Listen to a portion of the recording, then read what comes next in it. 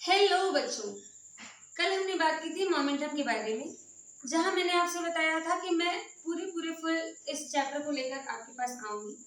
तो आज हम स्टार्ट करने वाले हैं क्लास 9 के सेकंड चैप्टर फिजिक्स के, जिसका नाम है force and laws of motion. ध्यान दीजिएगा, फिलहाल मैं चल रही हूँ। अगर मैं चल रही हूँ यानी कि मैं कैसे हूँ, मैं मोशन में हूँ। मान लीजिए मैंने इस चौक की बात करी।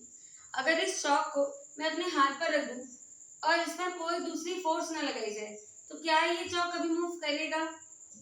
कभी नहीं करेगा। आपके घर में फैन लगा होगा, अगर उस फैन में इलेक्ट्रिसिटी का कनेक्शन ना हो, या तो फिर आप उसको हाथ से, भाई हाथ से भी कुछ बच्चों को आदत होती है पेन लगा करके चलाने की, अगर आप ऐसा कुछ नहीं करते हो तो क्या वो चीज मोशन में रहेगी? नहीं रहेगी, नहीं रह सकती। तो इन शॉर्ट हम ये कह सकते हैं कि कभी भी किसी भी चीज को मोशन में रखने के लिए, या कोई भी चीज अगर रेस्ट में है उसको मोशन में रखना है, और कोई चीज अगर रेस्ट में है उसको मोशन में लाना है, उसके लिए हमको अपनी तरफ से कुछ ताकत लगानी पड़ती है। उस ताकत को हम लोग क्या बोलते हैं? फोर्स कहते हैं। यानी कि फोर्स को अगर डेफिनेशन के हिसाब से बोला जाए तो हम कह सकते हैं force is a type of push और pull to move an object और to change the state of that particular object. ठीक है, ठीक है। इस फोर्स के बारे में हमने क्या जाना? हमने ये जाना कि अगर मैं किसी भी चीज पर फोर्स लगाती हूँ, ताकत लगाती हूँ, उस चीज की उस चीज की या उस ऑब्जेक्ट की पोजीशन को बदलने के लिए, या कुछ चीज अगर रेस्ट में है तो उसको मोशन में लाने के लिए, या कोई चीज मोशन में है तो उसकी डायरेक्शन को चेंज करने के लिए, या मे बी उसकी स्टेट को चेंज करने के लिए, तो ऐसे केसेस में हम लोग किसका इस्तेमाल करते हैं? फोर्स का इस्तेमाल करते हैं। बात कर लेते हैं इसके डेफिनेशन के बारे में।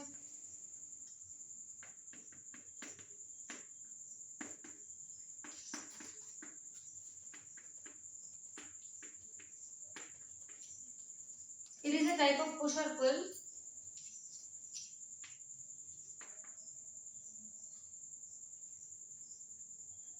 used to change the state of an object.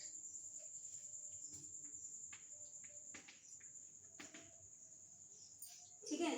अच्छा, अब हम बात करते हैं इस फोर्स का इफेक्ट क्या क्या पड़ता है। जैसे कि कोई भी चीज अगर हमारी लाइफ में हो रही है, उन चीजों का कोई ना कोई प्रभाव हम पर पड़ता है। ठीक, इन फोर्स का क्या प्रभाव पड़ता है, हम इसकी बात कर लेते हैं।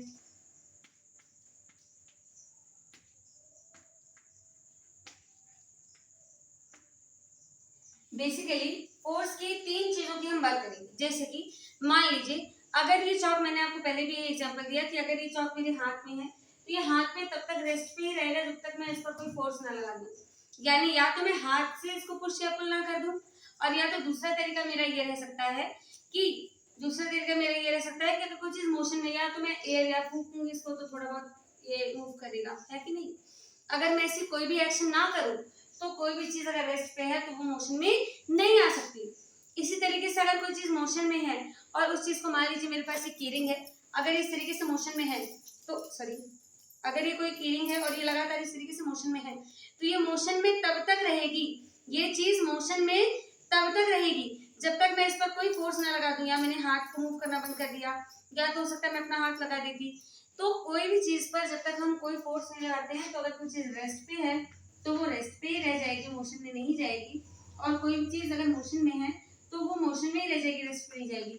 ये जो मैंने एरो बनाया है वो ये दिखाने के लिए बनाया है कि अगर कोई चीज रेस्ट में है, उसको मोशन में लेकर जाना है तो मुझे उस पर फोर्स एक्सर्ट करना पड़ेगा। इसी तरीके से अगर कोई चीज मोशन में है और मुझे उसको रेस्ट पे लेकर जाना है, उसके लिए मुझे उस पर कोई ना कोई फोर्स लगाना पड़ेगा। ये तो मेरी फोर्स का पहला पॉइंट हो गया, पहली बात हो गई जो इफेक्ट फोर्स का हमारी बॉडी पर पड़ता है। दूसरी बात, यही सेम फोर्स कभी कभी हमारी हेल्प कर देता है किस चीज में? किसी भी चीज की डायरेक्शन को बदलने में। देखिए कैसे,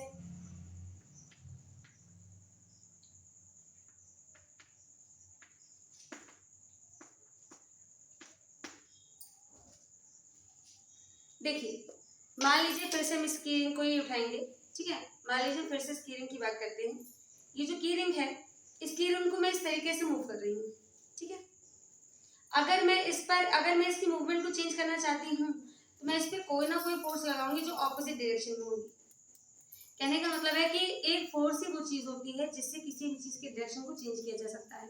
इसका एक एग्जांपल हम बॉल से भी ले सकते हैं। देखिए बॉल थ्रो करिएगा, ये देखिए बॉल मेरे पास आई, जब बॉल आ रही थी, अगर सपोज मेरे हाथ में, ये तो मैंने कैच ले लिया, इसको एक बार फिर से देखिएगा,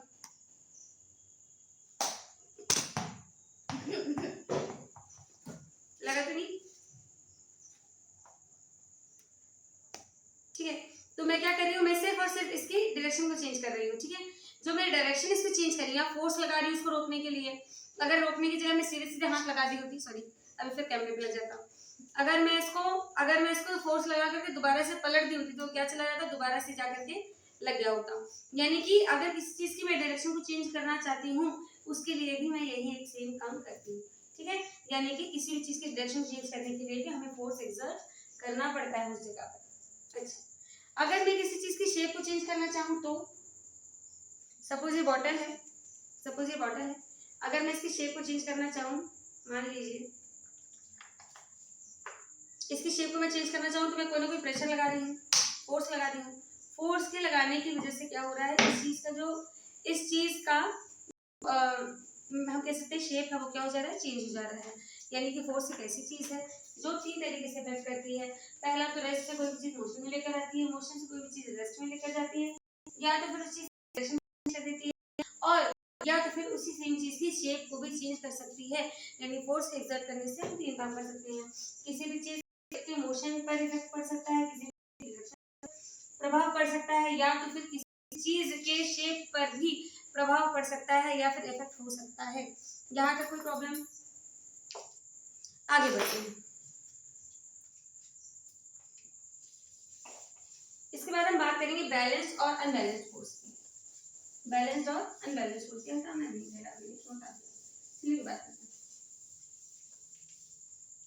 बात करते हैं बैलेंस और अनबैलेंस फोर्स की।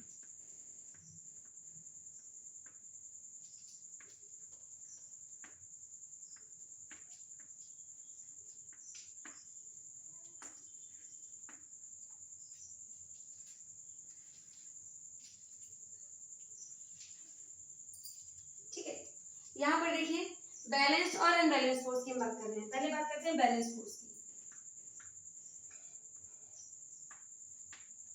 करंट नहीं गलत हो गई, फोर्स मान लीजिएगा यहाँ पर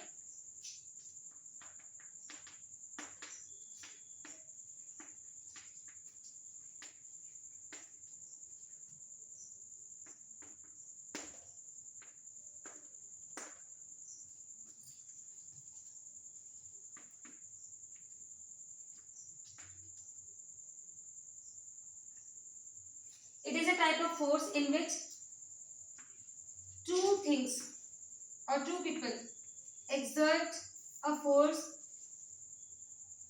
the same amount of force in which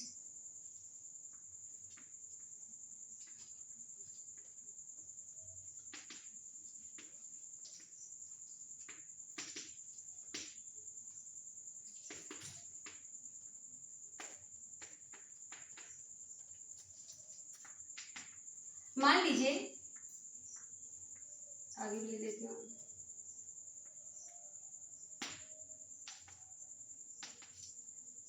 ये रिजल्टेंट है। मान लीजिए यहाँ पर कोई एक ऑब्जेक्ट है, ठीक है, मेरा कोई ऑब्जेक्ट है। अगर इस ऑब्जेक्ट पर यहाँ पर 10 न्यूटन की फोर्स लगाई जाएगी, यूनिट है फोर्स की, अभी इसके बारे में हम बाद में बात करेंगे। तो फोर्स की जो यूनिट है वो न्यूटन है। अगर मैं यहाँ पर 10 न्यूटन की फोर्स लगा रही हूँ और दूसरी तरफ से भी 10 न्यूटन की फोर्स लगाऊंगी, तो इस ऑब्जेक्ट पर कोई प्रभाव नहीं पड़ेगा, इसकी मूवमेंट चेंज नहीं होगी। मान लीजिए मैंने इस ऑब्जेक्ट को यहाँ से खींचा और इस ऑब्जेक्ट को कुछ इस तरह से खींचा, ठीक है, यही सेम ऑब्जेक्ट है, इस तरफ से भी मैंने इसको खींचा और इस तरफ से भी मैंने इसको खींचा। ठीक है, जब दोनों ही तरफ से किसी एक ऑब्जेक्ट को खींचा जाएगा और सेम अमाउंट में फोर्स लगाई जाएगी, तो इसका जो नेट रिजल्टेंट आएगा, यानी इन दोनों को जब हम वेक्टर क्वांटिटीज को आपने पढ़ा हुआ ऐड करते समय क्या होता है, खैर इसके बारे में हम बात नहीं करेंगे। अगर कभी भी जैसे मान लीजिए इस तरफ ऑपोजिट डायरेक्शन में, कभी भी ऑपोजिट डायरेक्शन में दो इक्वल अमाउंट ऑफ फोर्स होती हैं, तो उनका जो रिजल्टेंट होता है वो हमेशा 0 होता है।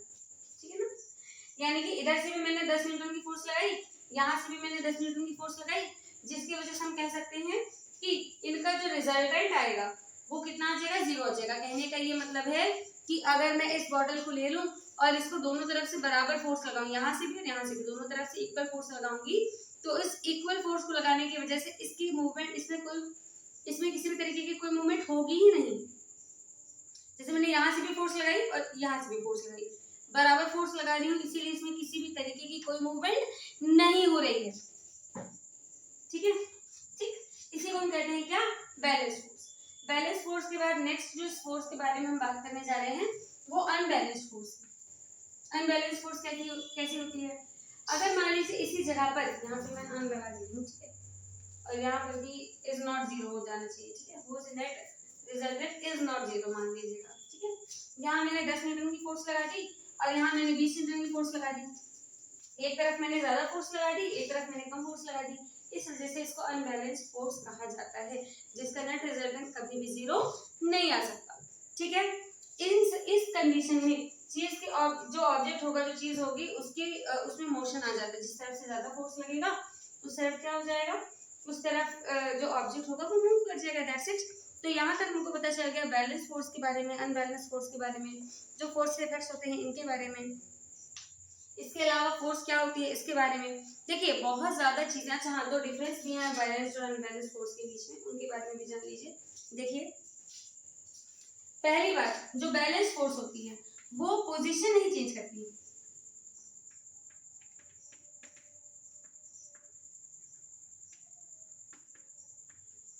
कभी भी किसी भी चीज की पोजीशन तब तक नहीं चेंज होगी। बैलेंस फोर्स में किसी भी चीज की जो प्लेस है ना वो नहीं चेंज होती है। इसी जगह पे अगर हम अनबैलेंस फोर्स की बात करें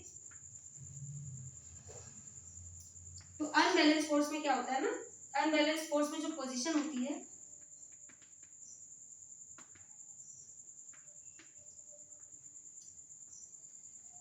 पोजीशन कैन बी चेंज। ठीक है, यहाँ पर कभी भी बैलेंस फोर्स में कभी भी जो पोजीशन होती है वो चेंज नहीं होती है, और जो अनबैलेंस फोर्स होती है उसमें पोजीशन डेफिनेटली चेंज हो जाएगी। भाई जिसके पास ज्यादा ताकत होगी वो ज्यादा सामान लेकर चला जाएगा। मैं किसी दो बच्चों को चॉकलेट दे दूं, एक बच्चे के पास ज्यादा ताकत होगी, एक के पास कम ताकत होगी, मैच में हो सकता है थोड़े कम हो, इस वजह से मार करके दो थप्पड़ मारेगा और छीन करके ले जाएगा। क्यों? क्योंकि उसके पास क्या है, उसके पास फोर्स ज्यादा, उसके पास ताकत ज्यादा है। इसी तरीके से एक दूसरी बात आती है, ये तो मूवमेंट की बात आ गई। दूसरी बात, इसका जो नेट रिजल्टेंट होता है वो कितना होता है, 0 होता है। नेट रिजल्टेंट कितना होता है, 0 होता है। लेकिन यहाँ पर क्या होता है, यहाँ पर डिपेंड करता है किसके पास ताकत ज्यादा है। जिसके पास ज्यादा ताकत होगी वही तो सामान को लेगा दूसरे से। ठीक, यहाँ पर ग्रेटर, जो जिसके पास ज्यादा फोर्स होगी यानी ग्रेटर फोर्स होगी, वो क्या करेगा, वो अपने सामान को खींच करके दूसरे के पास ले जाएगा। सॉरी, गलत बोलती हूँ। कहने का मतलब है जिसके पास ज्यादा फोर्स होगा, जैसे कि मान लीजिए इस हाथ के पास ज्यादा पावर है तो ये हाथ सामान को इससे ज्यादा अच्छे से खींच करके ले जाए। ठीक है, थोड़ा अजीब एग्जांपल दे रही हूं। अगर यहाँ तक में किसी को कोई भी प्रॉब्लम होती है तो आप कमेंट सेक्शन पे मुझे बता सकते हो। इसके अलावा आप किस किस इंपॉर्टेंट टॉपिक्स के बारे में पूछना चाहते हो, कि न्यूमेरिकल्स में डाउट्स हैं या कुछ भी ऐसी चीजें हैं, इसके बारे में भी आप मुझे कमेंट सेक्शन में बताओ। ठीक है, आज के लिए क्लास इतनी रहेगी। इसके अलावा लॉज ऑफ मोशन जिसकी हम बात करने वाले हैं, न्यूटन्स लॉ ऑफ मोशन जिसके बारे में हम कह सकते हैं, तीनों लॉज के बारे में। और देखिए, क्लास 9th में ना बहुत ज्यादा बड़े बड़े चैप्टर्स हैं नहीं, तो अगर एक क्लास न्यूमेरिकल से रख दी जाए, या मान लीजिए बहुत ज्यादा चाहिए तो 2 क्लास रख लेंगे न्यूमेरिकल्स की। 2 क्लास अगर न्यूमेरिकल्स की रख ली जाए, इसके साथ में एक आपका ये एक चला जाएगा आपकी लॉज बताने में, एक डेरिवेशन बताने, मान लीजिए एक लेक्चर अगर मैं बहुत छोटा लेक्चर बनाऊं और अगर इसको थोड़ा लेंदी बना दूंगी तो सॉरी अगर लेंदी लेसन बनाऊंगी तो एक लेंदी सा एक लेक्चर चला जाएगा, या तो फिर सेकंड जो लेक्चर इसका जाएगा वो बस एक या 2 लेक्चर और जाएंगे। तब तक के लिए पढ़ते रहिए, जो डाउट हो उसको पूछते रहिए। कमेंट सेक्शन आपका है, आपको यूज करना है, use it, ask as much as you can. And तब तक के लिए गुड नाइट।